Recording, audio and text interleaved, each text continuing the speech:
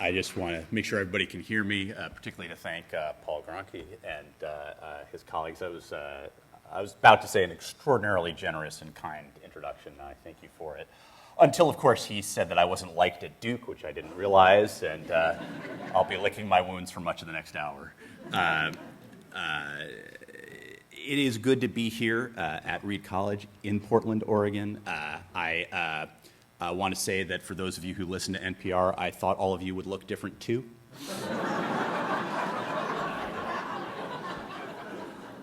A line I happily stole from Scott Simon.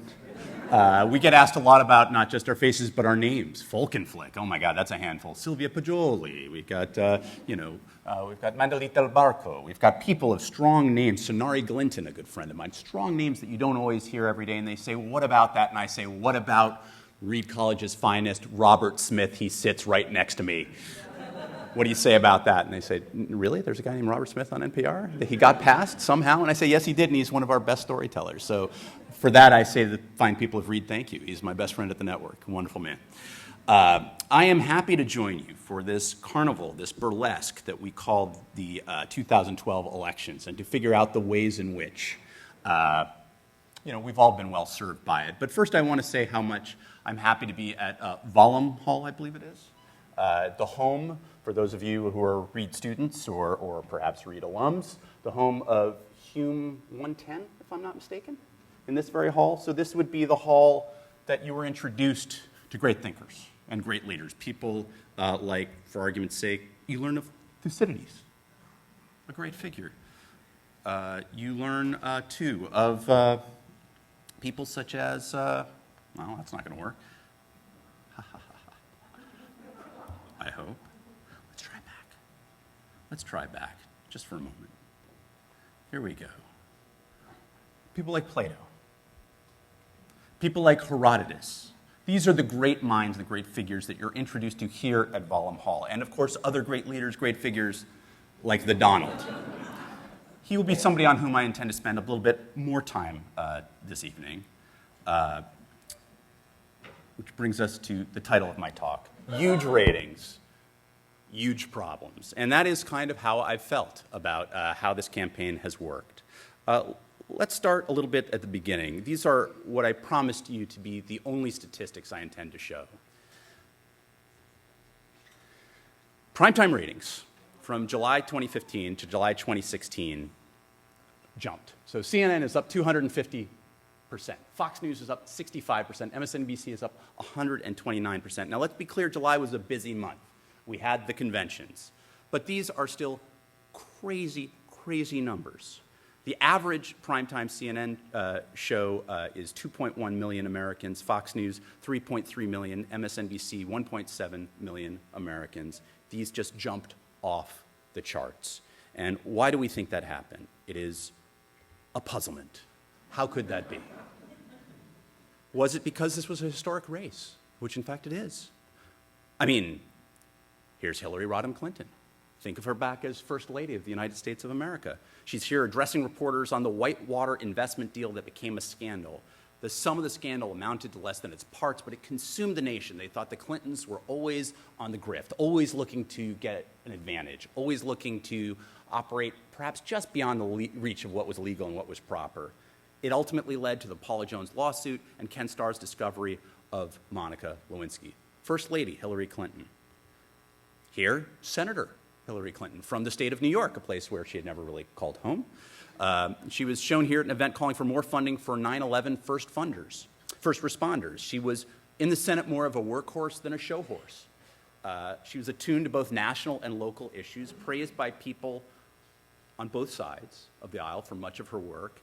And yet, when she cast a fateful vote for Iraq, that it cost her in the 2008 primaries, and it wounded her against Bernie Sanders earlier this year. Well, maybe we should think about Secretary of State Hillary Clinton. There she is, here shown at the hearings over the deadly attack in Benghazi, her greatest vulnerability, perhaps in some ways the greatest fracas arriving from her 4 years as the nation's leading diplomat. She came off as forceful and competent. In the moment of crisis, she delivered. She showed that she could take the toughest questions from people who are clearly ideologically and personally opposed to her, and that she could handle herself. though the attack itself drew grave questions, and reasonably so, about the judgment of the State Department and many of its people in Washington and in Libya at the time. So you have somebody who is First Lady, never before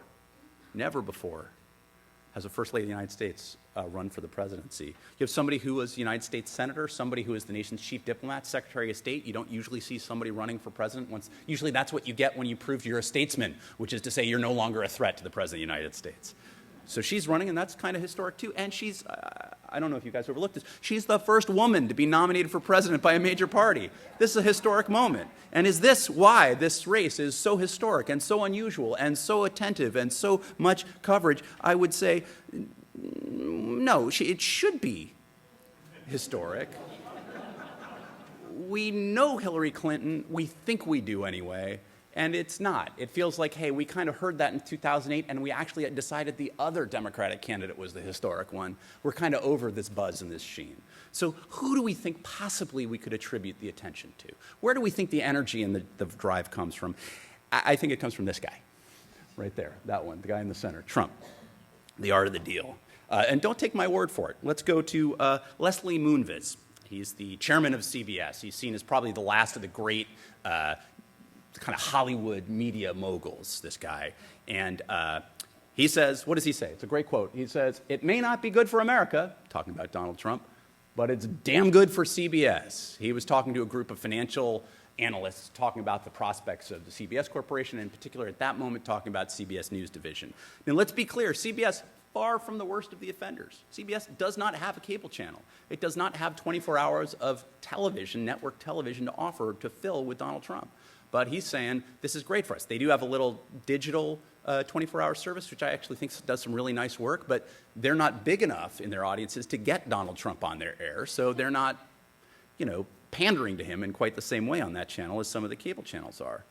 So let's think a little bit about what we know about this guy. We know about Donald Trump as the king of real estate, or at least as the king of real estate facades. And there it is, in New York. Now, I want to point something out about this photograph. It's one of my favorite little touches. This is Trump Tower. I don't know if you can tell that.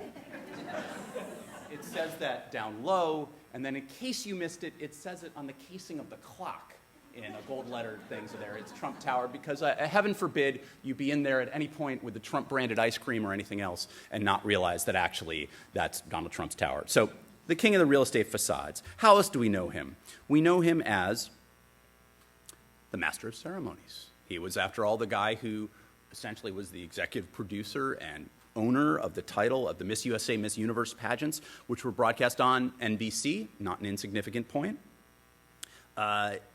He sold them last year, and why did he sell them? He sold them to run for president. How else do we know this guy?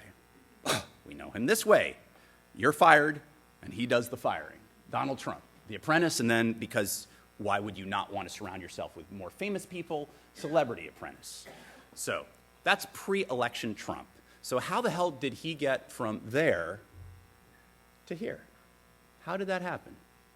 Well, I think it started in significant terms this way. Donald Trump was the birther-in-chief. By spring of 2011, Trump had emerged as the nation's leading proponent of birtherism, in which, and I hardly need to say this aloud, but he was questioning the president's eligibility to be president. Was he truly an American? Was he a natural-born American in this country? And remember, people say he only released his birth certificate in 2011. Very important to say, he released the birth certificate that you or I would take to get a driver's license to use as proof of residence in this country for a job application. He released that in 2008. The standard Hawaiian certificate of birth, what is for that state the birth certificate. Obama released only the long form in 2011. And a few days later, he had a couple thoughts about this. The president did. So we're here, and it's the White House Correspondents' Dinner, spring of 2011. It's worth remembering, Obama has just ordered the commando raid in Pakistan to get Osama bin Laden. It hasn't played out yet. It's not going to play out yet till the next day. That is in part what's going on in the back of this man's head. Trump, meanwhile, is in the biggest room of his life. Let's see if we can go here and get the... It is wonderful to be here. And Trump is here too, a guest of honor, and looking forward to this very much. Someone should get to the bottom of that. And I know just the guy to do it. Donald Trump is here tonight. Now remember, so Donald Trump is here as a guest of honor. He likes to be recognized. He likes to be the center of attention. He likes to be teased. He doesn't like to be the punchline. Now, I know that he's taken some flack lately, but no one is happier, no one is prouder to put this birth certificate matter to rest than the Donald. And that's because he can finally get back to focusing on the issues that matter. Like, did we fake the moon landing? What really happened in Roswell? And where are Biggie and Tupac?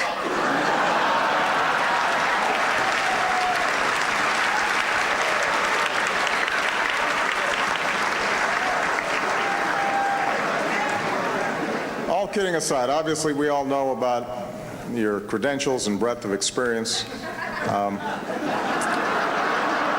For example, no, seriously, just recently in an episode of Celebrity Apprentice at the steakhouse, the men's cooking team did not impress the judges from Omaha Steaks. And there was a lot of blame to go around, but you, Mr. Trump, recognized that the real problem was a lack of leadership. And so ultimately you didn't blame Little John or Meatloaf. You fired Gary Busey. And these are the kind of decisions that would keep me up at night.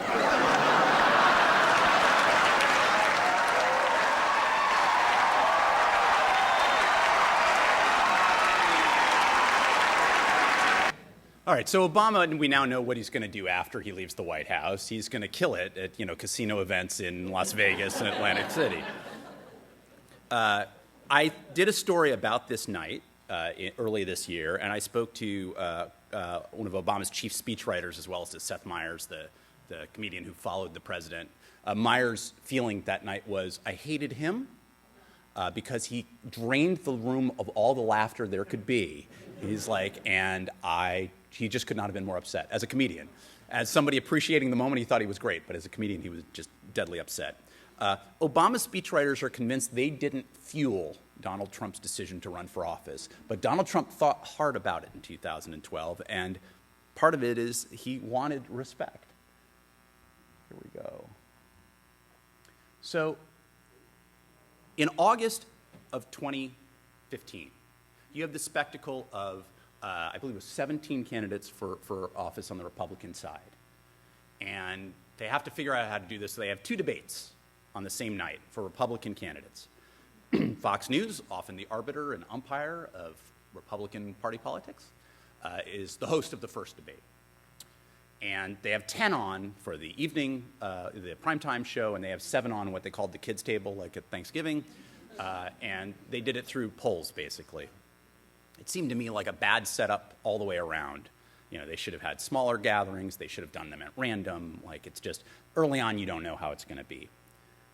Donald Trump had 3 moderators for that debate, Megyn Kelly of Fox News, but also Brett Baer, Chris Wallace. And they delivered what I thought was a fair-minded and pretty compelling debate, which is exactly why Trump did not like it. But here was the other interesting thing. He did a brilliant move. A brilliant move. If you recall, Megyn Kelly asked him about how he treated women and how he had described women over the years as pigs and dogs and saying one would look good on her knees in front of him and things like this, very degrading. And he said, no, I didn't. And she said, yes, you did. And he said, well, only when I was talking about Rosie O'Donnell, and everybody agrees she deserved it. And Republicans in the crowd applauded, but a lot of Americans at home recoiled. But he then did a brilliant move rhetorically. He made that debate about him and Fox News. So he singled out one of the people on stage. But Chris Wallace had actually asked good, smart, tough questions too. Wallace, a veteran of NBC, among other places. Very good questions. He made it about him and Megyn Kelly. So suddenly he ices 9 other candidates on that stage, and it's about him and Fox News. No Republican takes on Fox News like this. They just don't do that. He did. He completely inverted the power structure and the power scheme going on there. Again, Roger Ailes, the head of Fox News, had been involved in getting Ronald Reagan elected, involved in getting George H.W. Bush elected, in 1968 involved in getting Richard Nixon elected, very respected and feared in Republican circles. Trump inverts the formula, makes it about him and Megyn Kelly. And what does he say? He says, she was so angry at me, she was bleeding through her eyes and her ears and her wherever. And suddenly, people couldn't believe they're talking about one of the most prominent people on Fox News, and it sounds like he's talking about her menstruating because she's female. I don't think unintended, but we don't 100% know. He claims that that's not what he meant. Whatever, it was covered. It was a shock. And suddenly, we were a swirl with shocks. So here's one of the things. One of the things you've got to know about television when I talk to executives is they say the most valuable thing that they can have is uncertainty. And the thing that provides that in the best way, that's why a lot of the reality shows really works. And there was a guy who knows something about reality shows. But one of the ways in which it really works is in live sporting events. And you watch because you need to watch it kind of in the moment, and you need to watch because you don't know how it's going to end. Paul was checking on his phone last night during dinner to see how the Mets game ended up against the Giants, and was happy to see his team's nemesis, the Mets, go down in late frames. So lucky man. But nonetheless, usually you're watching, and you're watching when everybody else is watching, so these days it's not spoiled by Twitter. People thought DVR would change that. Sports is one of the holdovers. Well, this has become sport. You did not know what Donald Trump would do next. And TV executives, believed me, were exquisitely attuned to that. He called for a wall to be built, but paid for by Mexican government. He said Mexico intentionally sent rapists here. He called for immigrants and visitors to be screened not only by country of origin, but by their religious faith. He called for a judge to be recused simply because his parents were Mexican. He praised a deadly Eisenhower-era program to get Mexicans who were in this country without legal status and get them sent back, which was called, and you may have known this and heard this, but forgive me, called Operation Wetback. He praised it. He said this was good. This was terrible. People died. Legal people who were Mexican Americans who were citizens were mistakenly snatched up and thrown on the wrong side. People died in the desert. This was a terrible program and a violation of all kinds of rights. He praised it openly. Believe me, people didn't like that, and you may recall it. At one point, a conservative watchdog group, and this was relatively early in the program, in the campaign season, it came up with a list of deplorables, shall we say? These were all kinds of controversies ranked by the amount of TV news airtime, and it was saying, look, talked about the Muslim entry, talked about Mexicans as rapists. When I missed, forgive me, saying John McCain was not a real hero, that got on the 3 major newscasts nearly a half hour of combined time. I didn't even mention the one, that I was showing earlier. This is where he's making fun of a reporter who has essentially not a degenerative disease, but a condition that essentially cripples his arms. And Donald Trump said later, I wasn't making fun of him at all. In fact, I've never met the reporter. The reporter was able to show clippings that he had interviewed the man at least a dozen times in his own office. So truth is out the window, and just human decency seems to be not even a side concern at this point. People don't know what he's going to say next, and what a great thing that is for the news organizations that are carrying him. I am less concerned about the amount of time and whether or not they're the right amount of time or whatever. That's just a long list of gaffes. In this state last week, the Republican candidate for governor stepped in it when talking, I believe, about assault on women or something similar like this, and he's apologized approximately 117 times since. Donald Trump has done about 117 of these style offenses, and I don't think he's apologized once. That's just a complete inversion. When you have a candidate who is unfamiliar with the landscape of shame, it is very difficult for journalists to hold him or her accountable. So CNN and a lot of stations, but let's take CNN for a moment anyway, has done a lot of good coverage, and it's done a lot of, I think, just terrible decisions in how it covered things. And the cable channels would turn themselves over to Trump when he was willing to be interviewed, and also when he just would talk at rallies in ways they would not do, certainly in the primary season for the other 16, I want to emphasize 16 candidates. They just saw Trump and what he would do, in part because of what I've just described. So we have a clip here. This is Sam Feist. He's a very smart and good journalist. He's the senior vice president for CNN and its Washington bureau chief. And here he's talking a little bit about what it's like to be a news executive at a 24-hour news station and encounter a candidate like Donald Trump. We're just pulling that up. About Donald Trump that I have never seen. This is my 7th presidential election. When news organizations call the campaign of a frontrunner of either side and say, would you like to do an interview on our network today? The answer is almost always no, and has been for all 7 elections I've been involved in. The frontrunner for the Republican nomination or the Democratic nomination or later the nominee, these interviews are things that are negotiated over weeks or months. It's very difficult to negotiate interviews with the front-running candidates. Perhaps the campaigns are risk-averse and they don't want their candidate out there or only want them to do certain interviews at certain times with certain news organizations. I don't know. I mean, I've certainly been a part of negotiating interviews with leading presidential candidates, and I know how difficult those interviews are to secure. Until Donald Trump became the front runner for the Republican presidential nomination. He says yes. We call. He says yes. He's the front runner. He's the number 1 in the polls. We call other candidates. Sometimes they say yes. Sometimes they say no. I'm a journalist. I like to ask questions. I like for my reporters to ask questions. I like to have an opportunity to ask the leading candidates for President of the United States as many questions as we have an opportunity to. One of the things that is unique about this cycle is that one of the candidates says yes when we call. And I find it fascinating. Absolutely fascinating. So that's Sam Feist. Why wouldn't you want to talk to the person who appears to be most likely to win the nomination for one of the 2 major parties when he makes himself available? Why would you not want to do that? And so that is what he does. And they do that for when Donald Trump is willing to make himself available, and so that's wonderful.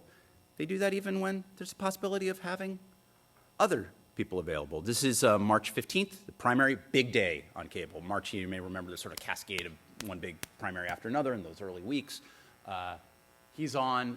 You can see the flags of the stations going clockwise from the upper left, MSNBC, CNN, Fox News, and Fox Business, all carrying Trump live. Not an uncommon thing for somebody who does the best to do that. By the way, at the exact same time, Hillary Clinton was speaking, because she had done very well, I think, largely, by and large, with some moments at which Bernie Sanders did well. But she's speaking also. They're not even showing her in the corner. Like, it's all Donald Trump. It's as though the Democratic primary isn't occurring, and it's as though it wasn't even of any interest to anyone. Why would they pay attention to her? She's just some candidate, right? She's the other person. Politico talked to the folks at Optimus, which was a consulting firm for the Rubio campaign that sort of gauges media consumption, buys for advertising, things like that. It estimated that the unfiltered cable coverage, that is, the anchors basically aren't talking, they're just letting Trump do it for as long as he wants. The unfiltered cable coverage that ensued just that night was worth $2.8 million of advertising. You wonder why the so-called billionaire who's running for office has spent almost a record low for historic decades for advertising. It's because he gets stuff like this all the time. Why does he do it? Because you don't know what he's going to say. And why does he willing to say things that are just outrageous? Because he's incapable of shame. It's built into what we think of him already. It doesn't seemingly ding him, at least in that primary season. What's the incentive not to be like that? So you've got Trump in the press. So Sam Feist just described for us in his own words at a talk that was at the Shorenstein Center at Harvard early this year, what it was like to deal with Trump and why it was so important to get him. And I talked to a number of news anchors, and they said, hey, if we could have gotten Hillary Clinton that often, if we could have gotten Bernie Sanders that often, if we could have gotten some of the other major people that often, we would have done it. But those guys were a lot more hesitant. And there's truth to that. But simply because one person comes into the studio, it has certain kinds of implications.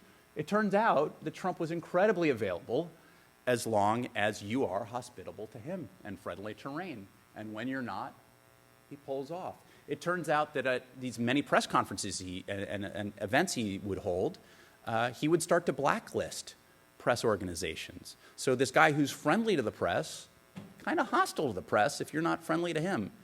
My friend Mike Pesca used to work for NPR, now works for The Slate. He just had this shtick, and he had this thing. And he says, yeah. Mike like Trump, is from Queens, so he also pronounces it Yuge. And he says, yeah, pretty much 85% of liking somebody is whether or not they like you. And I think with Trump, it's about 185%. He threatens to demand money. He did this to CNN's Jeff Zucker, the head of CNN, and others. He said for these primary debates, which aren't carried by all the networks, but specific networks, so they could charge just almost usurious ad rates during the primary debates because they had such interest. He threatened to demand money. He said, I want $5 million. Your ratings are because of me. Now remember, there are 240 other candidates. He said, your ratings are because of me. And he wasn't wrong. He says, you should pay me to appear. It's a presidential candidate. You're running for the White House. They're going to give you the keys to the most impressive car that has ever been created. And you want to be paid for the right to take it for a test drive. It's a pretty good gig. He didn't ultimately demand it. It was rhetoric. But nonetheless, he was, he kids on the side. He advocates making it easier to sue for libel.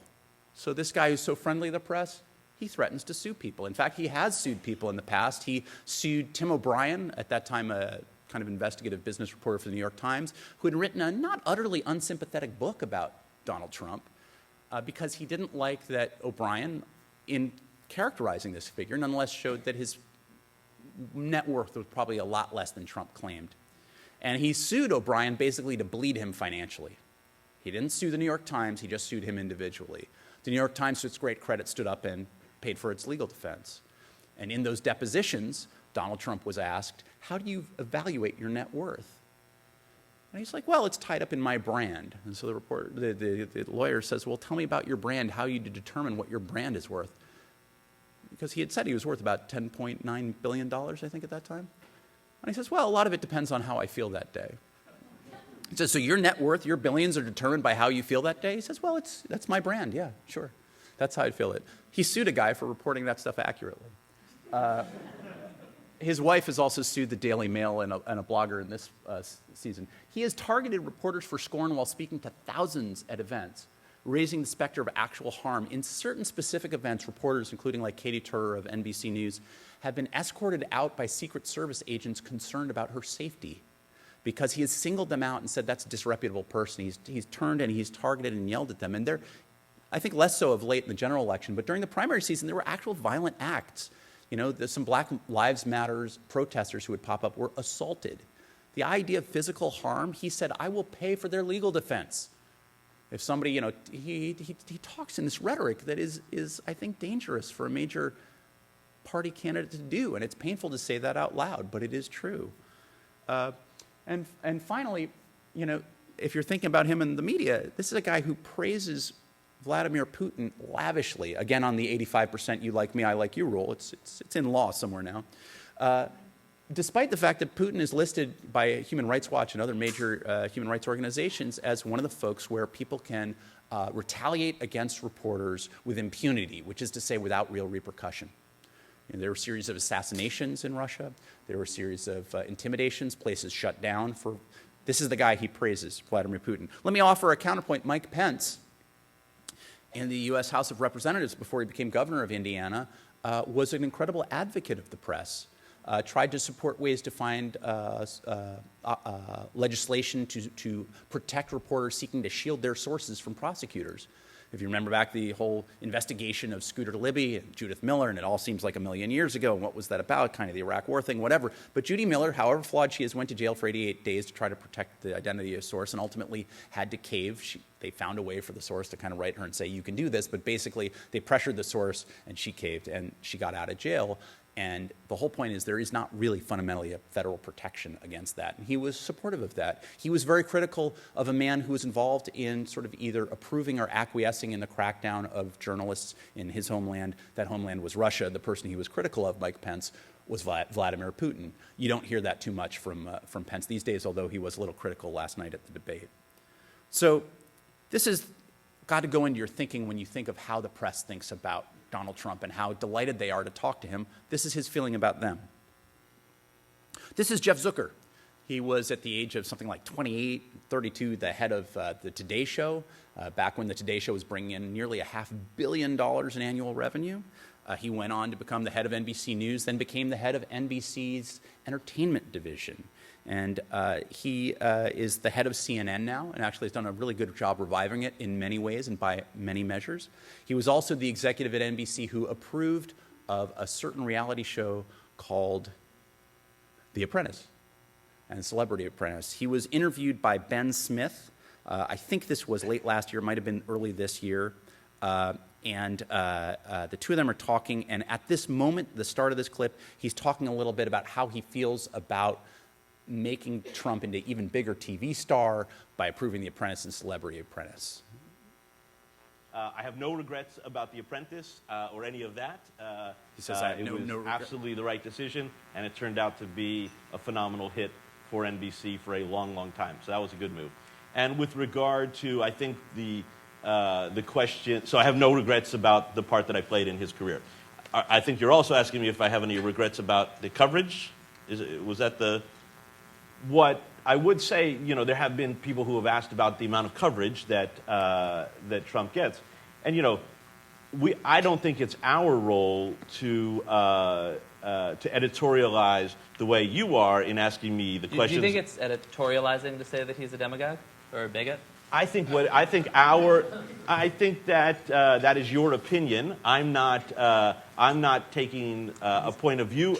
I don't think it's our role to take a point of view. I think it's our role to report what he says, what he does, to fact check what he says, what he does, and really it's not our role to build up a campaign or take down a campaign. It's our role to be skeptical of what every candidate puts out there and says, and I think that's the role. It's not our role to editorialize the way I think that some of those comments are. Yeah, I mean, I think we all make calls about when it's objective fact. I'm not lying about stuff. When it's editorializing. So there, Ben Smith, he's the editor-in-chief of BuzzFeed News, you know, more millennial-oriented publication, which basically slaps on any story they want. You know, they have editorial guidance saying they are allowed to call him racist, they're allowed to call him misogynist, they're allowed to call him other things. And Zucker says that's not us. Now, the thing about what Zucker was saying, I think, is a defensible position. What CNN actually did was they would often spend hours when Trump would hold these long, rambling rallies, carrying his live coverage and repeating it, just almost grand, vast, you know, acres and acres of coverage. They'd spend hours on that, and they'd spend minutes doing the reporting. Not just doing fact-checking of his comments, but doing actual reporting that didn't involve the outrage of the day. One of the things to remember is that every time he says something outrageous, even if they're covering it, they're responding to his rhythms. And it's fine to cover the campaign that's playing out in front of you, but that cannot be the sum of your reporting. You've got to bring something more to it if you're a CNN or a New York Times. And it was very hard, I think, for particularly cable news, but even major news organizations do anything but just sprint to stay in place and keep up with the freshness of the outrages. So CNN says, well, you know, we've got to make sure we have surrogates. We're all about balance. We got plenty of people who are pro-Hillary. It's easy for the Democrats to do once, you know, things particularly are getting sewn up. We have plenty of people on the Republican side who don't like Donald Trump because the Republican establishment, such as it is filled with people with deep ambivalence at best about Trump. Even the people supporting Trump sometimes carry very grim faces when you stick a microphone in their face about this. So it's just, they're searching for ways to have surrogates. Corey Lewandowski is fired after this coup engineered by Donald Trump's children as the campaign chairman for Trump. He had been a New Hampshire Republican guy. He is given a fat severance contract from the Trump organization that stretches till December 31, and he's hired within 72 hours as a CNN commentator. Now, let's be clear. This guy never utters an unflattering word about his former boss. The key thing for me, I was asked about this a lot on our air and other places, well, isn't this shameful that they've hired him? I think it's unseemly and I think it's wrong, but I'm willing to allow him to prove me wrong. I think the performance is what matters. Does somebody who is a surrogate, that is a supporter of somebody else, acknowledge information or facts or analysis or events that are unflattering to the person that you support? I think if you do, you're useful. It's okay for you to work for CNN if you're providing insight for CNN's audience. I think if you don't, then fundamentally, you're just working on behalf of your old boss. And you happen to be getting a paycheck also from CNN. This guy not only has he not stopped saying flattering things about his boss, this guy is still advising his boss. This guy is described as a Mr. Fix-It for people who want to get access to the Trump inner circle these days. This guy, was still on the payroll and working as a delegate from New Hampshire for Trump at the national convention, even though he had already been fired. There was no separation between his roles. CNN just said, we're going to pay somebody from the Trump campaign, effectively, to be on our air because we want him exclusively for ourselves, because the conflict and the ratings are so good. So, over in Hillary land, there was another candidate. I may have forgotten to mention that earlier on. There's this burbling of discontent in the News Corp. And why is there discontent? There's discontent because Hillary hadn't had a news conference since December of last year. This was a story I did, I think, on August 5th of this year. That is a long time not to take questions from reporters directly. Now, I think you want to see somebody. I don't think the press conference is the best way in all cases to get information, or even in most cases. But it is a way, and it's unscripted, and it's a way that she has to take unexpected questions, and it is an indication of how you might act as president. What kinds of questions you might be able to deal with, what you might not, what your tone is going to be, what you present to the country. And I've got to say, in covering media as well as politics now for the last 16 years, I've come to believe that the ability to communicate is a really important part of the presidential job. It just is. It's part of leadership. She hadn't done this. This was a problem. What would they say? The Clinton campaign would say, we give a lot of interviews. They'd say, starting in, call it May, we've given almost 300 interviews. Starting in June, they'd say, we've given 300 interviews. Starting in July, they'd say, we've given more than 300 interviews. I didn't know if this was true or not. I tried to do a Nexus search. I found 60, on databases with our research librarians. So I said to the campaign, look, I'm going to do this story on press conferences. We're going to ding you for it. I try to be pretty upfront about stuff. Give me a list of all the interviews you've done. And partly, I wasn't sure if they'd done them. So I was like, prove to me that you've done it and let me represent that to the world. And they said, yes, sure, yes, absolutely. We're definitely doing this. Definitely. And so I'd say, great. So then I'd email and say, got to do this within 24 hours. And this wasn't the first time. This would be the 5th time I'd been in contact with them. And they'd say, we're working on it really hard. Then I'd say, I'll give you till Friday. Doesn't show up. I'll give you till Tuesday. I'll come to your house and stick my tongue out. Let's do something. Finally, they don't do it. And I say, screw it. So we do the story. And afterward, I tweet out. I'm actually rather proud of this tweet. I tweet out the story and said, should Hillary Clinton why doesn't she have more press conferences? Do that. And then the second tweet, I linked to that, and I say, the Clinton campaign promised me a list of her 300 interviews. Since then, crickets. And that got retweeted hundreds and hundreds and hundreds and hundreds of times. And then I waited until it had hundreds of retweets. Then I took a little picture of it on my phone. I sent it in an email to the head of communications of the Clinton campaign and her top aide, who had promised me the list and not delivered. And I said, this was a missed opportunity. You guys could have really done something. And they emailed back and said, we know you waited for us for the story. They were reasonable about that. They said, but it's too bad you didn't wait even longer. We think we're within a day or two of completion, and it would have helped your story. I said, no problem. No problem. Just get me the list. Just get me the list. Let's do it. I'll give you at least as much real estate. So after a couple weeks, they got me the list. This was great. Nobody has had this list. It was a bit of a hodgepodge. I think some interns were involved in compiling it from 8 lists, one of which was locked in like a file cabinet in a locker somewhere that nobody knew about, whatever. Like they were collating stuff. There were some duplicates on there that I had to take out. I had to confirm that other ones actually existed. There were people I'd never heard of. I went through the database, and I was able, the only thing they said is I couldn't publish the database because they felt that would be too granular and would give the Trump campaign too much insight into what they did. I said, you guys gotta know that the Trump people are tracking your every word, or at least the RNC is if the Trump people aren't smart enough to do it. And, they're just not paying a typical campaign apparatus, to be honest. And what the Clinton person said was, you know what, in this race, I'm not sure what they're doing or not doing. I don't want to give them too much. I would rather have been able to publish the full database, let other people do it, kind of open source it. I felt it was an accommodation I could make because they were, to their credit, giving it to me. So I threw out, after consulting with them, about a dozen or so that were duplicates, some that I couldn't prove existed. And then I ran through some of what we found. So there were about 350 interviews in the first 7 months of this year through July 31st. Heavy on local national TV, many local radio hosts and DJs. They were doing a lot of outlets, a lot of outreach to outlets serving specific demographics: Latino, African American, millennial, women. These were particular ones they hit a lot. They did maybe one print outlet a week, a little less actually than that. So, the whole New York Times, Washington Post crew were kind of upset that they weren't getting that kind of access. And I think a key thing was a lot of them were really short. I talked to a number of reporters. A young woman interviewed her for the Orangeburg Times and Democrat in South Carolina. I interviewed her boss.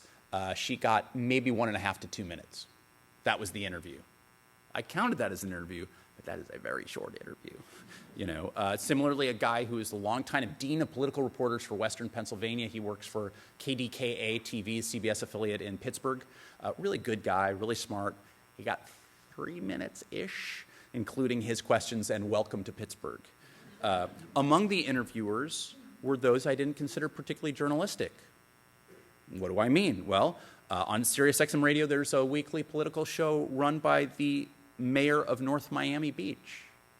He is a Democrat. He is a supporter of Hillary Clinton. He is her landlord. He owns the place in which she runs her South Florida headquarters. Not the most journalistic interview in the world. There was a lifestyle TV show in Arizona that's essentially an advertising forum. I don't know how she got on it. It's called Sonoma Living. She was on that. And then there was this guy.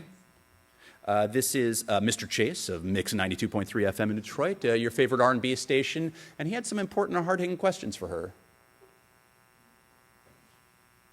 Let's see if we can get that. Nate, I'm going to be prepared to run against that person. Well, we're loving what we're seeing so far. And in closing, your birthday's October 26th, right? Yes, sir. You're basically a water sign. You have tendencies of Libra. You're great at getting people along and creating harmony. But the only thing, those around you have a hard time getting along. But you get along with everyone. I do. And I got a great team. And, So that's the hard-hitting question that Mr. Chase of 92.3, your R&B station for Detroit, wanted to ask at that time. Now, look, I think this is fine. Like, there's all kinds of outreach people are doing. Obama went on the Mark Maron podcast in Between Two Ferns, and he did Jerry Seinfeld show, and he really likes comedians. Like, he did a lot of these shows. Like, that's okay. Trump has done all kinds of stuff, including The Hollywood Reporter, a place he loves himself to show up on the cover of, and Alex Jones's conspiratorially minded InfoWars. So they're irregular places to go. But when the Clinton people said they were on more than 300 interviews, there were 300 incidents in which they had questions posed to them. But I wouldn't call them purely journalistic that replaced the function of having reporters do it. I think you can learn things from these circumstances, but I'm not sure it's the same thing.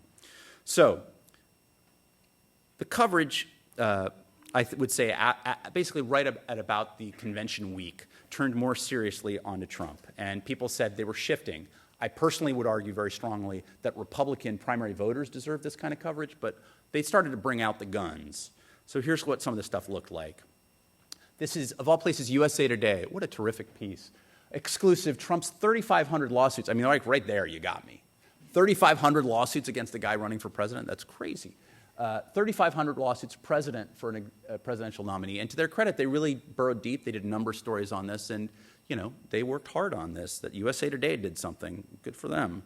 No, I say that really, really, it's impressive. This is a Trump empire built on inside connections and $885 million in tax breaks. Canny businessman or canny political figure? Maybe this is the kind of story we should have heard all along, how he depresses the levers of power in city halls, state governments, federal government, federal agencies, how he plays the tax system to his benefit. We heard a little bit more about the tax system in recent days from the New York City Times as well. Here's the Washington Post, and what just an aerobic and muscular reporter David Farenthold has proven this campaign season. He was asked by Marty Baron, the same Marty Baron that we saw played by Liev Schreiber in Spotlight, the same editor who on his first day on the job at the Boston Globe said, this thing about the church, what's going on with that? Let's figure out what's happening with that. This guy said to David Farenthold, Trump has said that he's given money to veterans. I'd like to understand what that really means. So after he had bird-dogged a little bit that whole question of giving money to veterans during the primary season, he then started looking at the entire Trump charitable operation, such as it was. And these are just small examples of ways in which major news organizations have sort of like Battleship turned to target and focus heavily on Donald Trump. I don't think punitively, I think they were doing catch-up. And part of the reason I think they were doing catch-up is because Donald Trump had not been a political figure who had held political office, the political press corps didn't know quite how to process holding him accountable, and so they covered the spectacle.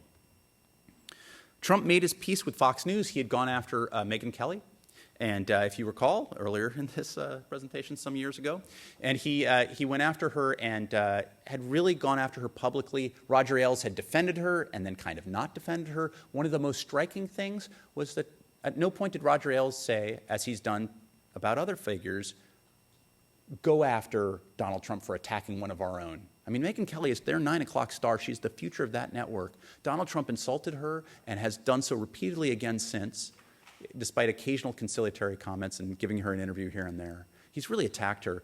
And usually Fox News just comes out loaded. You know, they're like, one of these movies where you got Bruce Willis and Schwarzenegger and Stallone and, 3 other guys, and they're going to, fight until the last bullet, and it's going to be like that. They didn't do that at all. They were kind of quiet. They made sure he would come back. Why? Because Roger Ailes was responding to the same need for ratings that CNN was.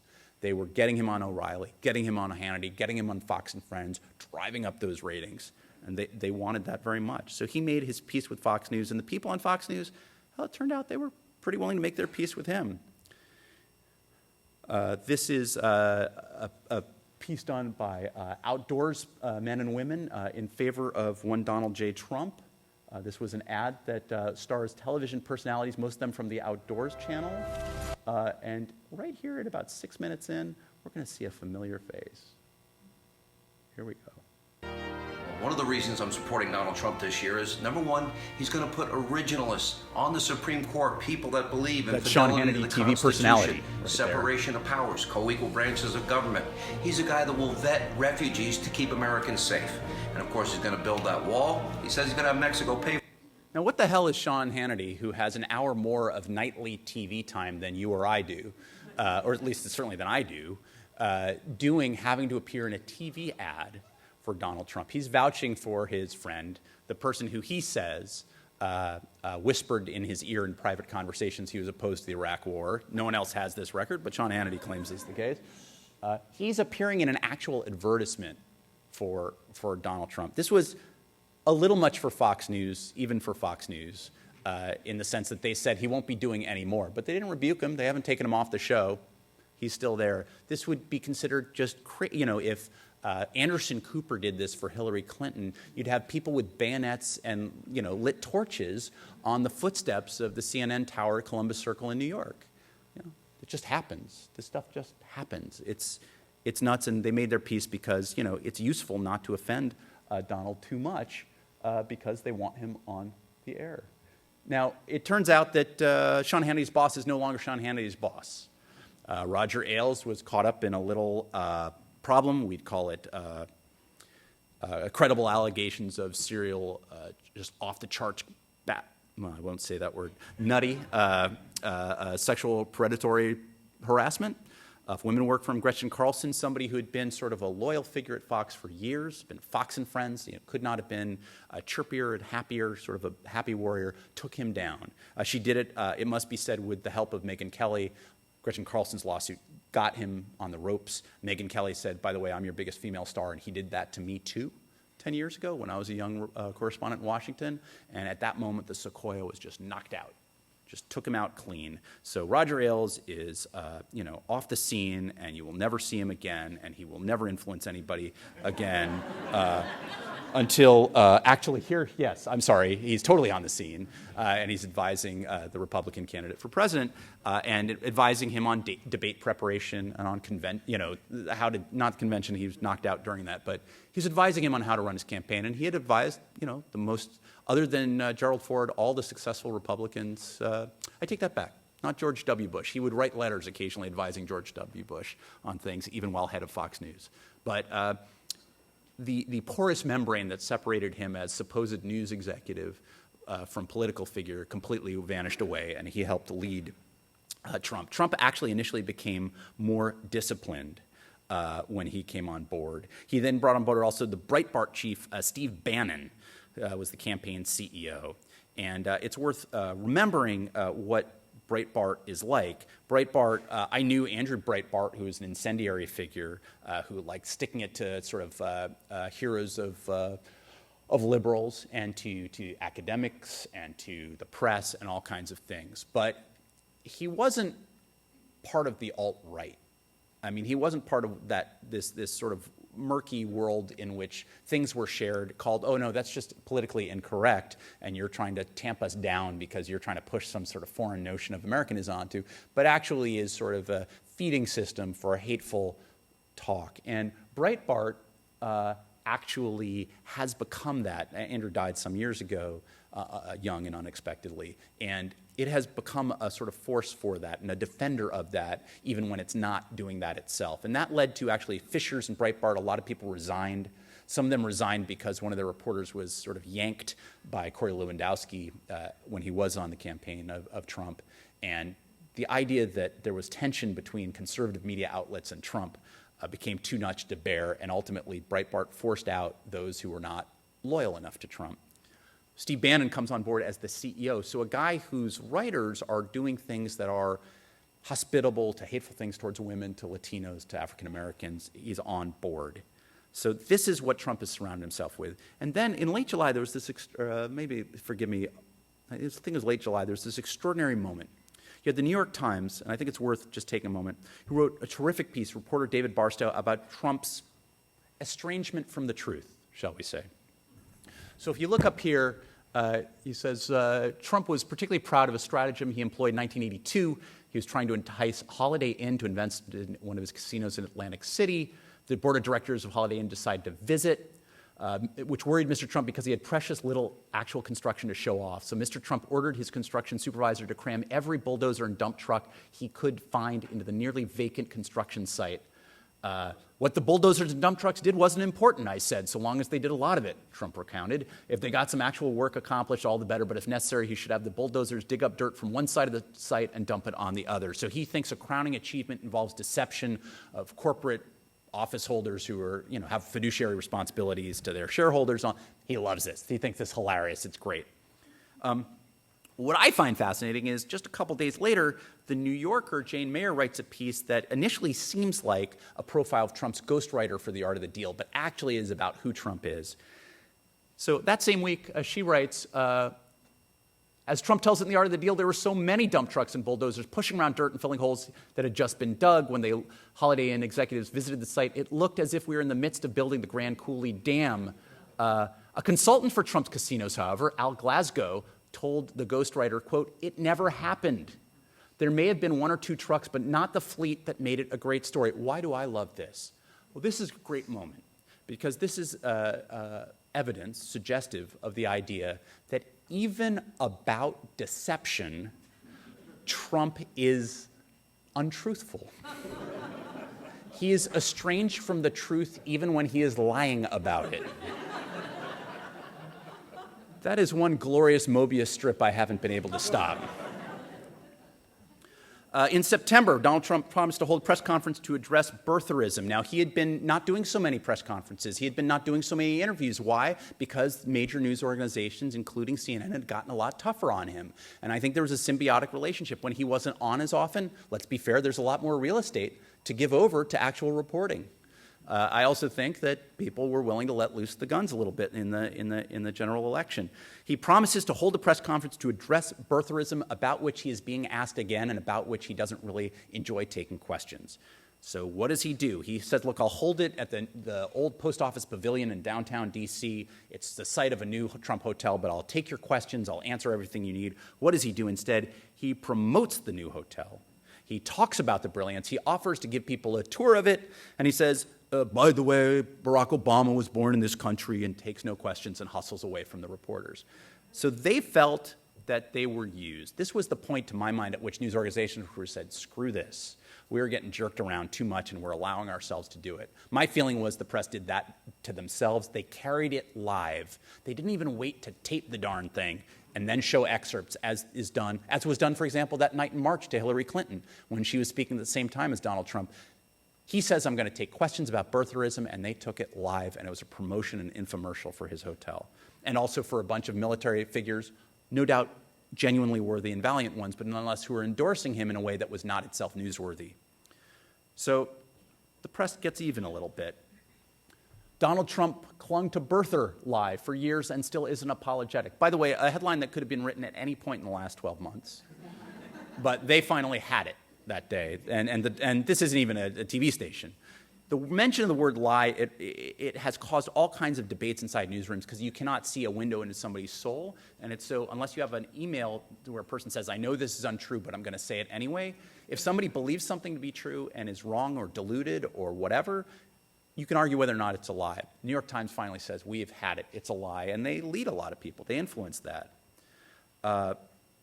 Trump once more decides, fine, I'm going to go after the press. Donald Trump is looking ahead to that first debate with Hillary Clinton. Lester Holt of NBC, my God, NBC has MSNBC.